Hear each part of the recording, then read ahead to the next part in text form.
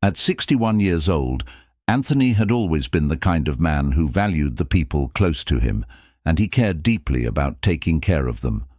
When he invited his nephew Eric, who was just 20, to stay with us for a few days, I never expected how much my life was about to change. Anthony had a serious look in his eyes when he spoke to me before leaving. "Daisy," he said, "Eric is a sensitive boy. He's had some trouble sleeping at night. Take good care of him while I'm gone. He needs some time to settle down before starting university." But what could I have known back then? How could I have known that this would be the moment everything started, the moment that changed my life? Anthony left, and as he drove away, I felt a strange mixture of excitement and unease. Eric was no longer a little boy. At 20 years old, he had grown tall, with broad shoulders and a presence that made it clear he wasn't the shy kid I remembered. But to Anthony, he would always be that sensitive, younger nephew. For me, though, things were different. No matter how hard I tried to push it away, there was always something about Eric that sparked a strange warmth inside me. I could never quite explain it, but this time, with just the two of us left alone, I felt a strange mix of anticipation and uncertainty. When Eric walked into the room, adjusting the strap of his bag, his smile was playful, yet there was something deeper there. "Looks like it's just you and me for the next few days," he said with a calm but knowing tone. His words made my heart race in a way I couldn't quite control. It was that night, when the sun had gone down and the house was quiet, that everything changed. I was in the kitchen preparing dinner, the aroma of my cooking filling the house, when I heard footsteps behind me. Eric had woken up, and I wasn't ready for the wave of warmth that hit me as he walked in. "Good morning, Daisy," he said, his voice soft and his eyes catching mine in a way that made my breath catch. "It smells great in here." As he moved closer, I felt his hand lightly touch my waist. The touch was gentle, but it sent an electric shock through me, and before I could even respond, he leaned in just a little closer, his face filled with that same playful yet intense energy. "It smells delicious," he added, and I could hear the sincerity in his voice. I was caught off guard, but I tried to keep my composure. "Just a classic breakfast," I said, trying to steady my voice. "Would you like some?" He didn't hesitate. "I'll eat whatever you make," he said, his gaze lingering on me with an intensity I couldn't quite explain.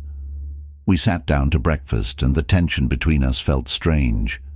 Eric, in his usual relaxed way, spoke with a subtle undertone I couldn't quite place. "You know, Daisy, you're incredibly attractive," he said out of the blue. I couldn't help but blush. "For your age, I mean. You're really the most striking woman around."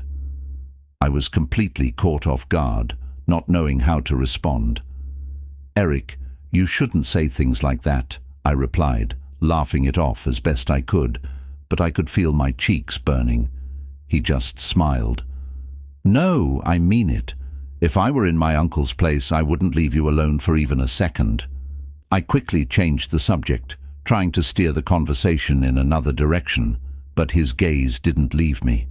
The intensity of his attention was starting to make my heart race. The day went on, and as we moved through the hours, Eric came up with an idea. "We should celebrate," he said. "I heard you're buying the house, right? We should make the most of it."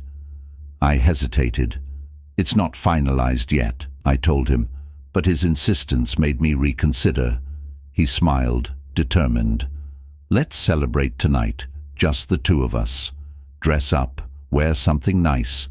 We'll take pictures and send them to Uncle and tell him we've already started the celebration. What do you think?" I was taken aback by his confidence, but there was something in his eyes that made me want to agree. Maybe it was because he seemed so sincere. Maybe it was because I realized how little attention Anthony had been paying to me lately. "All right," I said, "let's do it." Later I went upstairs to pick out something to wear.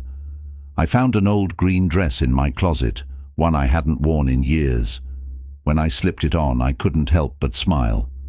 This still fits, I thought.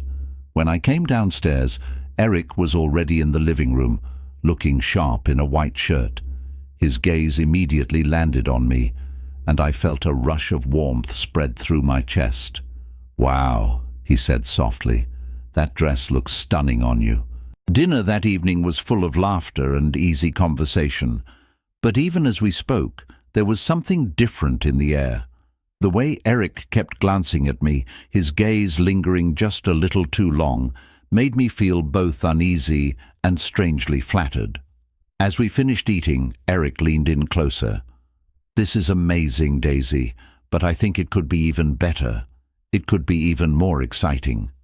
What happened next was a blur. His hand brushed against my shoulder, his breath close to my ear, and the next thing I knew, we were in the middle of something I couldn't have predicted. His actions were bold, and his words even bolder. In the dim light, with the music playing softly in the background, everything around us seemed to disappear, leaving just the two of us. And in that moment, I realized I was no longer trying to suppress the feelings inside me. It was as if something had awakened inside of me, something I had buried for so long. Eric pulled me into a dance, and before I knew it, I was lost in the rhythm. The moment was electric, and it felt like nothing else mattered except the space between us, closing with each step. But then Eric leaned in close, his voice just a whisper. "I know you feel it too, Daisy." The desire. The need to feel something real. His words were like a spark that lit a fire I couldn't control. And when his lips touched mine, everything changed. The kiss was like nothing I had ever felt before, passionate, intense, and full of longing. What followed was an experience I never could have predicted. The heat between us grew with every moment. But as the night unfolded, I realized one thing for certain. My life was never going to be the same again. Don't forget to subscribe to my channel for more stories like this. Trust me, you won't want to miss what happens next.